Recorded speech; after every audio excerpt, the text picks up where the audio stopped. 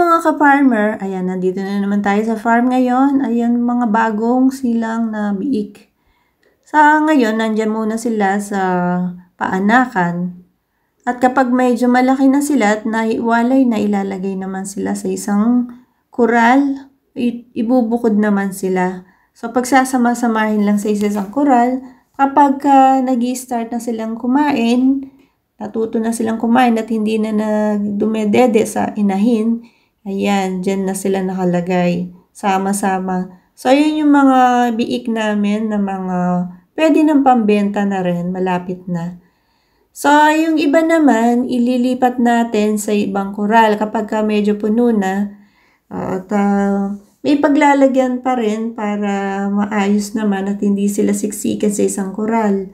Yung mga yan, ibinukod naman namin.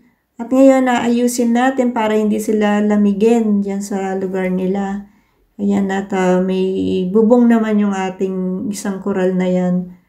So, mas maganda rin, paminsan-minsan naiinitan yung ating mga biik para medyo magkaroon din sila ng malakas na katawan at hindi magiging lamigin.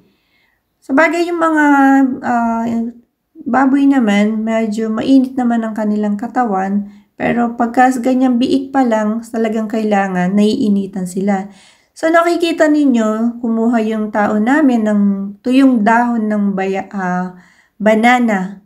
Ayan. Ang purpose niyan, paglalagay ng tuyong dahon ng saging para hindi sila malamigan.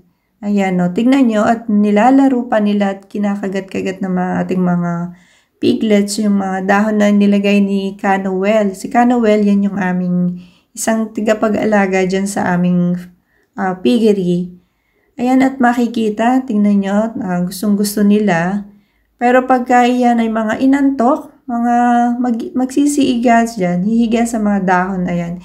Yung nasa itaas na yon, yun yung kanilang kainan. At meron ding kainan na nilagay, yung stainless na kainan. Doon sila, pagka nagutom, ayan, kusang kakain na lang. Pero may oras yan, guys, kung yung time ng pagkain nila.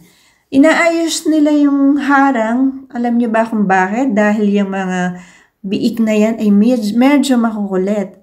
So, alam niyo yung kainan na yan, yung isang step na yun, nakakaakyat sila dyan at nakakatalon. Alam niyo bang ang biik, malakas ding tumalon.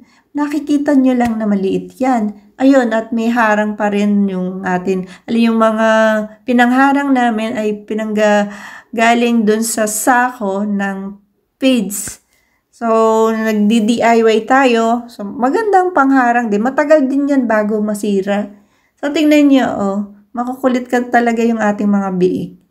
Ayan, at presko naman silang umihiga dyan. So, yun lang guys. Sana nagkaroon kayo ng idea. Bye!